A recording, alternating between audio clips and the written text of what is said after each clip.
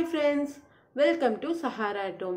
இன்னைக்கு நம்ம சேனலை பார்க்க போகிறது என்னன்னா இலையாடை எவ்வளோ டேஸ்ட்டாக பலாப்பழம் வச்சு செய்யலாங்கிறது பார்க்கலாம். அதுக்கு ஃபஸ்ட்டு தேவையான பொருட்கள் பார்த்துடலாம். சாப்பாட்டு அரிசி 2 கப் எடுத்திருக்கேன். கடலைப்பருப்பு இதை நான் வேக வச்சு எடுத்துட்டேன். கடலைப்பருப்பு ஒரு 1.5 கப் எடுத்திருக்கேன். தேங்காய் துருவுனது ஒரு தேங்காய் துருவி வச்சுருக்கோம். வெல்லம் வந்து 1/2 கிலோ எடுத்திருக்கோம். பலாப்பழம் கொஞ்சமாக எடுத்திருக்கோம். நெக்ஸ்ட்டு ஏலக்காய் பொடி, இலையாடை செய்யறதுக்கு இலை கண்டிப்பாக வேணும். இப்போ எப்படி செய்யலான்னு பார்க்கலாம் வாங்க. இப்போ இந்த அரிசி வந்து ஒரு 1/2 மணி நேரம் ஊற வச்சு எடுத்துருக்கு. இதை வந்து நல்லா மிக்ஸி ஜாரில் ஒரு அரைக்க போகிறோம். இப்போ மாவு நல்லா நெய்ஸாக அரைச்சாச்சு. இந்த அளவுக்கு கெட்டியாக இருக்கணும். இது நார்மலாக அரிசி வந்து அரைச்சது தான். இப்போ தண்ணியாக இருந்துச்சுன்னா தண்ணி நல்லா வடிகட்டிடுங்க. கெட்டியாக இருந்தால் தான் நல்லா இலையாடை நல்லா வரும். இப்போ கடலைப்பருப்பை வேக வச்சு எடுத்துருக்கேன். இதை அரைக்க போகிறேன். கொஞ்சம் கெட்டியாக அரைக்கணும், தண்ணி இல்லாமல். ஃபஸ்ட்டு வடைச்சட்டி வச்சுக்கலாம். அப்புறம் தண்ணி ஊற்றிக்கலாம்.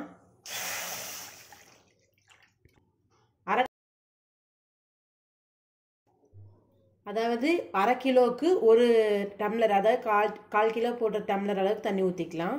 அப்புறம் வெல்லம் போட்டுக்கலாம். வெல்லம் வந்து முடிஞ்ச அளவுக்கு நல்லா தட்டி போட்டுக்கோங்க. அது கரைஞ்சிரும் சீக்கிரமாக. பாகு காய்ச்சும் போது கொஞ்சம் ஏலக்காய் பொடி போட்டால் நல்லா ஸ்மெல்லாக இருக்கும். இப்போவே போட்டுக்கலாம்.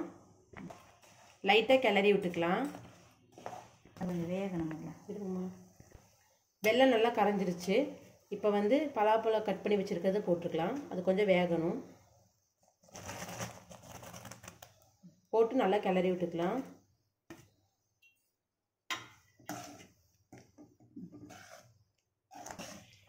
பலாப்பழம் போட்டு ஒரு 5 நிமிஷம் வேக வச்சாச்சு. வெந்துருச்சான்னு பார்க்கலாம். இப்போ நம்ம வேக வச்ச கடலைப்பருப்பு போட்டுடலாம். அரைச்சி வச்ச கடலைப்பருப்பு வேக வச்சு அரைச்சி எடுத்துருக்கோம். அந்த கடலைப்பருப்பு போட்டுடலாம். இப்போ நல்லா உள்ள கெட்டியாக இருக்கும். அதை நல்லா நம்ம மசிச்சு விட்டுக்கலாம்.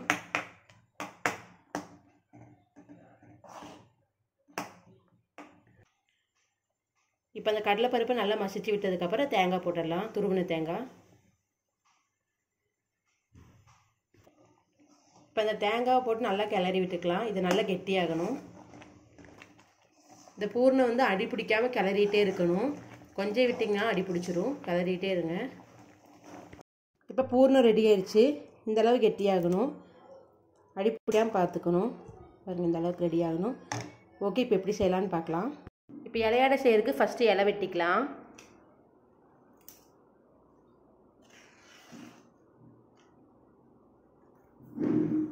மாவு நல்லா அரைச்சது பூர்ணம் செஞ்சு வச்சுருக்கோம். இப்போ இலையாடை வந்து செய்ய ஆரம்பிக்க போகிறோம். இப்போ ஃபஸ்ட்டு இலையை வந்து இந்தளவுக்கு இந்த சைஸ் கட் பண்ணால் போதும்.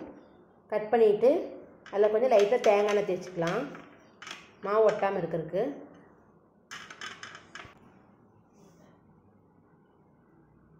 மாவு இந்த மாதிரி நல்லா ரவுண்ட் பண்ணிவிட்டு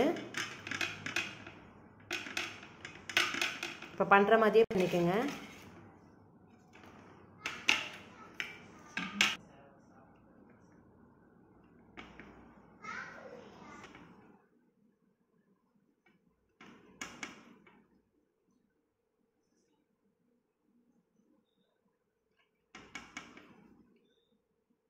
எங்கள் மாமியார் ஸ்வீட்ஸ்லாம் சூப்பராக செய்வாங்க. இலையில வச்சு இலையாடை பண்ணும்போது இன்னும் நமக்கு நல்லா ஹெல்த்தியானது. இது வந்து நல்ல இதுக்கு இது நல்லா நம்ம ஈவினிங் ஸ்நாக்காக நல்லா சாப்பிட்டுக்கலாம். நார்மலாகவும் நம்ம வச்சு இந்த பூர்ணத்தை எடுத்து வச்சு நமக்கு தேவைப்படும் போதெல்லாம் செஞ்சு கூட சாப்பிட்டுக்கலாம்.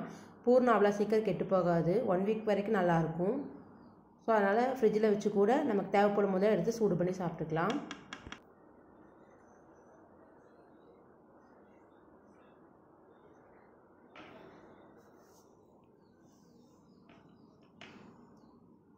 பூர்ணம் வந்து நமக்கு நிறையா வேணாலும் நிறையா போட்டுக்கலாம், கம்மியாக போதுனாலும் கம்மியாக போட்டுக்கலாம். இது அப்படி மடக்கிக்கலாம். ஒட்டாது. நம்ம எண்ணெய் தேய்ச்சிருக்கிறதுனால இது ஒட்டாது. இப்போ ரெடி ஆயிடுச்சு. இப்போ இன்னொன்று பண்ணலாம்.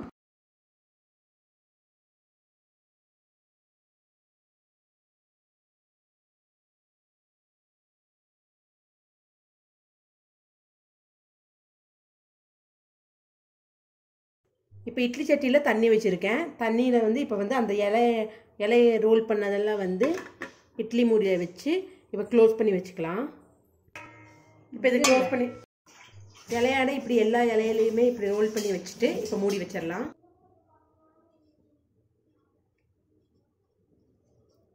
இப்போ ஒரு 5 மினிட்ஸ் வேக வச்சிடலாம்.